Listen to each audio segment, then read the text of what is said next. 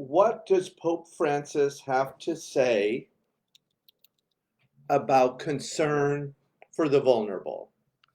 As we move through this pandemic, more and more people are being affected by it.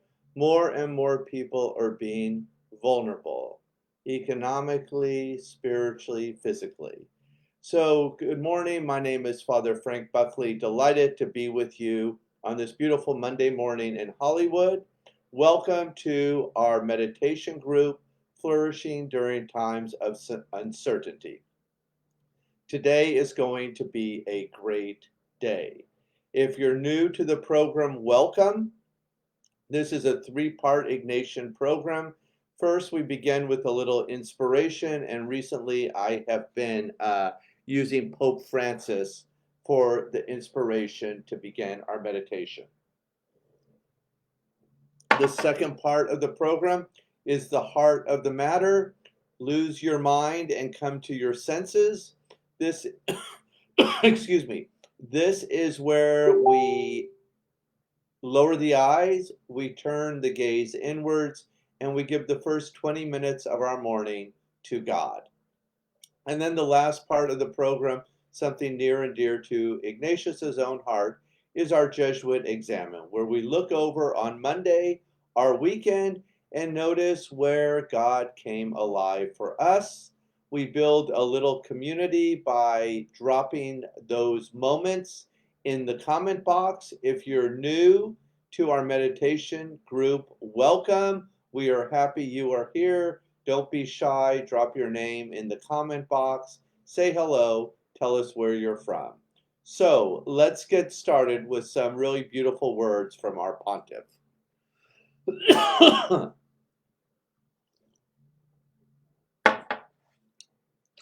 This is taken from Pope Francis's Evangelii Gaudium, Joy of the Gospel. And who couldn't use a little joy during a pandemic? Concern for the vulnerable. Jesus, the evangelizer par excellence, and the gospel in person, identifies especially with the little ones. This reminds us Christians that we are called to care for the vulnerable of the earth.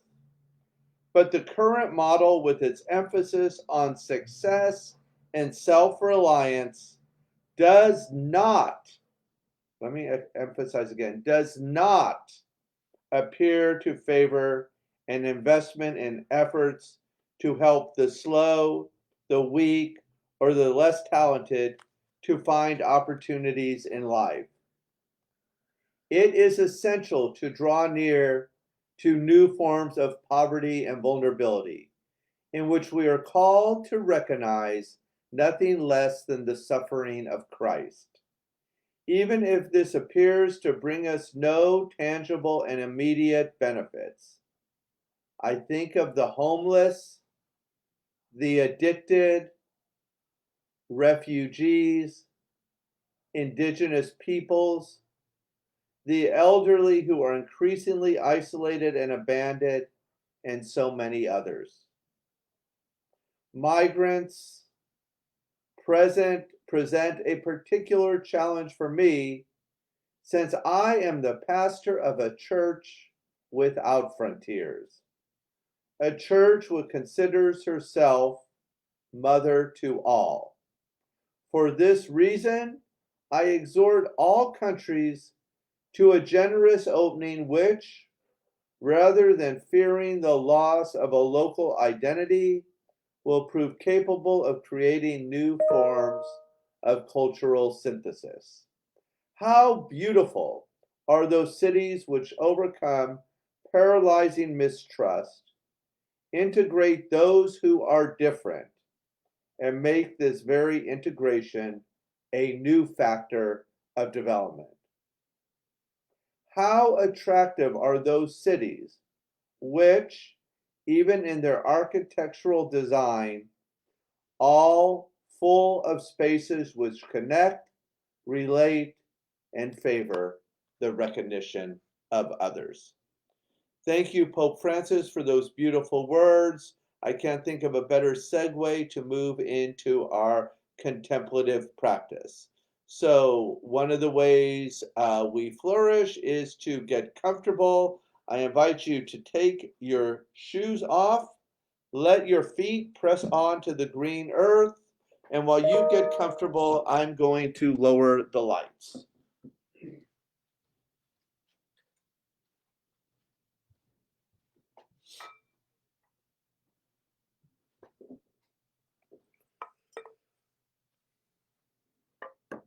If you're new to meditation, one of the ways we flourish is to unplug. So unplug from all your technology. Don't even worry about your timer. I've got it set for 20 minutes. I'll ring the bell to get us started, and then I'll ring the bell again to bring us out of the meditation. If you're new, Father Thomas Keating says the method is so easy, it's almost too good to be true. You just sit down, give this next 20 minutes to God, and you can't go wrong. One of the things that is helpful with the monkey mind, which can swing from branch to branch, is to engage a sacred word. It can be anything that has heartfelt meaning to you. Kindness, love, compassion, Jesus, Mary, peace, whatever you like. And just repeat it 5 or 6 times, and then just drop down and enjoy a little deep rest. And if you're human and have a pulse at all, I can promise you thoughts will arise. And as they do, just go back to the sacred word, repeat it 4 or 5 times, and then drop down and enjoy a little miracle in your everyday, ordinary life. So on that note, let's get started. I invite you to close the eyes or lower the eyes, whatever may feel comfortable to you, and let's begin.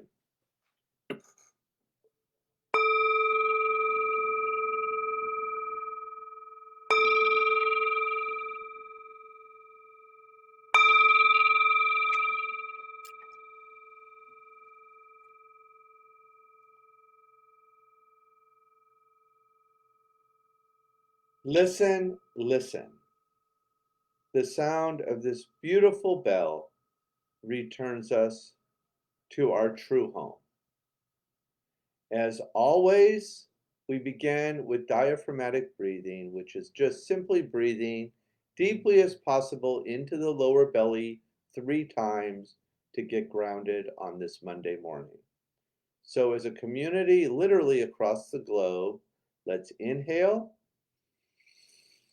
open mouth, exhale. Beautiful. God is as close to us as this air that we breathe. 2 more times. Inhale and exhale. Welcome 2021. Last time, give it all you got. Inhale and exhale. Continue to breathe on your own. Take the attention to the body. We always start with the feet. Feel the feet pressed onto the earth, our mother, and just notice any sensations. We stand on solid ground as we enter this new year.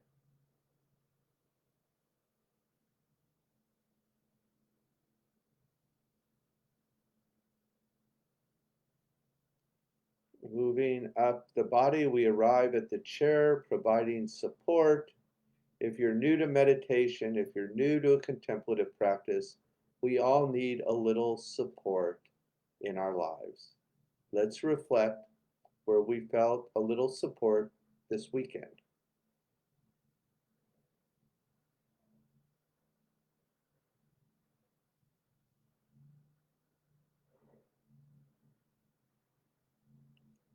Wonderful.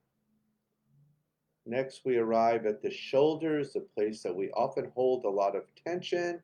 If you've been holding on to anything at all this weekend, now is the time to let go, to surrender, to jog on over to the winning side. Relax, renew, restore.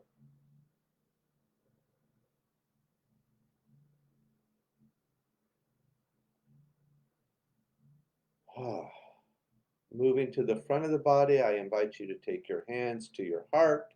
One of the things we're missing in this pandemic is a sense of touch. Just feel the heart, that place in the body where the spiritual world literally touches the physical world. And cultivating an attitude of gratitude, let's reflect on something from this weekend, from what we're grateful, and just name it in one word.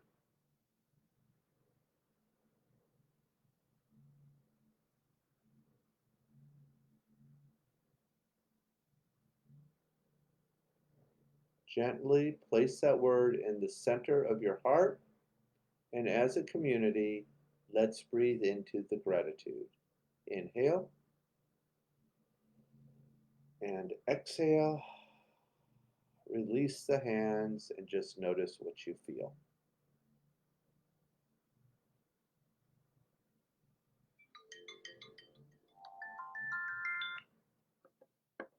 Finally, we arrive at the forehead, the area between the eyebrows, the seat of intuition, that place that always that tells the truth, and we focus on an intention for today.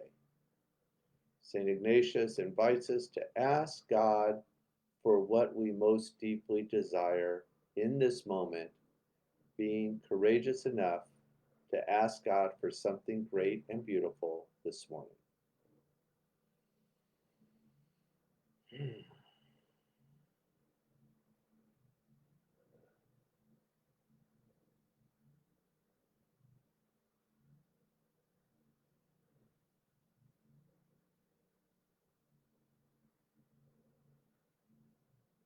And let's seal that intention with an inhale and an exhale. Beautiful. Engage your sacred word 4 or 5 times, drop down, and enjoy a little deep rest. Please continue.